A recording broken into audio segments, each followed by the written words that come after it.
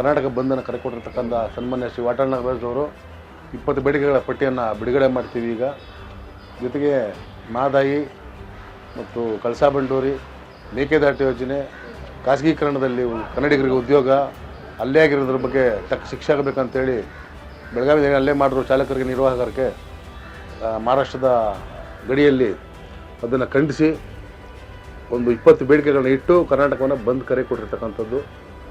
ಹಾಗಾಗಿ ಸಾರ್ವಜನಿಕರಿಗೂ ಸಹ ಅವಶ್ಯಕತೆ ಇತ್ತು, ಸರ್ಕಾರವೂ ಸಹ ನಮಗೆ ಬೆಂಬಲ ಕೊಡ್ಬೋದು ಅನ್ನೋ ಒಂದು ಭರವಸೆ ಇದೆ. ಹಾಗಾಗಿ ಬಂದು ಅತಿ ಹೆಚ್ಚಿನ ರೀತಿಯಲ್ಲಿ ಐತಿಹಾಸಿಕ ಪೂರ್ವವಾಗಿ ಬಂದು ಯಶಸ್ವಿಯಾಗುತ್ತೆ ಅಂತ ನಮ್ಮ ಭಾವನೆ. ಗಡಿಯಲ್ಲಿ ಆಯ್ಕೆ ಆಗ್ತಾ ಇರ್ತಕ್ಕಂಥ ರಾಜಕಾರಣಿಗಳ ಕನ್ನಡ ದ್ರೋಹಿತನವೇ ಇದಕ್ಕೆಲ್ಲ ಮೂಲ ಕಾರಣ. ಯಾಕಂದರೆ ಬೆಳಗಾವಿನಲ್ಲಿ ಮರಾಠಿಗರ ಓಟಿನ ಓಲೈಕೆಗಾಗಿ ಕನ್ನಡಿಗರನ್ನ ಬಲಿ ಕೊಟ್ಟು ಇವಾಗ ನೋಡಿ BJP ಸೀಟ್ ಕೊಳ್ತಾರೆ, ಮರಾಠಿಗರನ್ನ ಮೇಯರ್ ಮಾಡಿದ್ದಾರೆ. ಹಾಗಾಗಿ ಎಲ್ಲೋ ಒಂದು ರೀತಿ ಎಲ್ಲ ಪಕ್ಷಗಳು ಒಂದೇ BJP ಒಂದೇ ಅಂತಲ್ಲ, ಕಾಂಗ್ರೆಸ್ ಆಗಿರ್ಬೋದು, BJP ಆಗಿರ್ಬೋದು, ಎಲ್ಲರೂ ಸಹ ಮತ ಓಲೈಕೆಗಾಗಿ ಮರಾಠಿಗರನ್ನ ಮತ್ತು ಈಗ ಅದು ಇದು ಸಾಲದು ಅಂತೇಳಿ ಯಡಿಯೂರಪ್ಪನವ್ರು ಬೇರೆ ಮರಾಠಿ ಅಭಿವೃದ್ಧಿ ನಿಗಮ ಮಂಡಳಿ ಮಾಡ್ತೀವಿ ಅಂತೇಳಿ ಅದಕ್ಕೆ 50 ಕೋಟಿ ಕೊಟ್ಟು ಅದೆಲ್ಲ ನಮಗೆ ಬೇಕಾಗಿತ್ತ?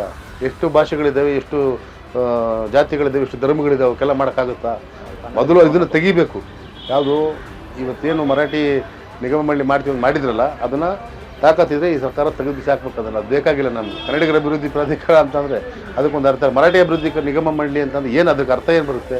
ಬೇರೆ ತೆಲುಗರು, ತಮಿಳರು, ಮಲಯಾಳಿಗಳೆಲ್ಲ ಕೇಳ್ತಾರೆ, ನಾವು ಭಾಷಿಕರು ವರ್ಧಾ ರಾಜ್ಯದ ಬಂದಿಲ್ಲಿ ನೆಲೆಸ್ಕೊಂಡಿದ್ದೀವಿ ಅಂತ. ಅದು ಆಗೋದಿಲ್ಲ. ಉಪಮುಖ್ಯಮಂತ್ರಿ ನೆನ್ನೆ ಒಂದು ಹೇಳಿಕೆ ಕೊಟ್ಟಿದ್ರಿ, ಬಂದ ಅವಶ್ಯಕತೆ ಎಲ್ಲ ಬಂದು ಕೂತು ಮಾತಾಡ್ಬೋದಾಗಿತ್ತು ಅಂತೇಳಿ.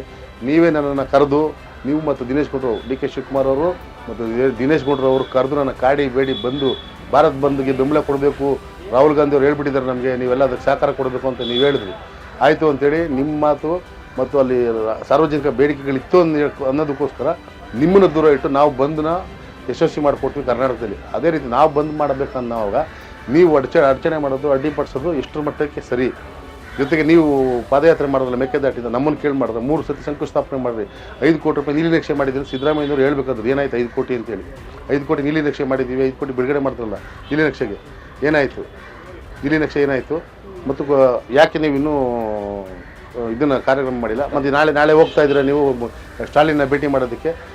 ಸ್ಟಾಲಿನ್ ಭೇಟಿ ಮಾಡೋದ್ರಿಂದ ಗೊತ್ತಲ್ಲ ನಿಮಗೆ, ನಮ್ಮ ಅಣೆಕಟ್ಟಿಗೆ ಅವರು ಇದು ಮಾಡ್ತಾರೆ, ತೊಂದರೆ ಮಾಡ್ತಾರೆ, ಕಾವೇರಿ ವಿಚಾರದಾಗ ಗೊಂದಲ ಮಾಡ್ತಾರೆ ಯಾವಾಗಲೂ ಅಂತಂದ್ಬಿಟ್ಟು ಅವ್ರ ಗುಲಾಬ್ಗೆ ನೀವು ಯಾಕೆ ಹೋಗ್ತಾ ಇದ್ದೀರಾ? ನೀವು ಯಾವ ರಾಜ್ಯದ ಯಾವ ಜನನ ಯಾವ ಸಾರ್ವಜನಿಕರನ್ನು ಕೇಳಿದ್ರಿ ನೀವು? ವಿರೋಧ ಪಕ್ಷಗಳು ಜೀವಂತ ಶವಗಳ ಅಂತ ನನಗೆ ಅರ್ಥ ಆಗ್ತಾಯಿಲ್ಲ.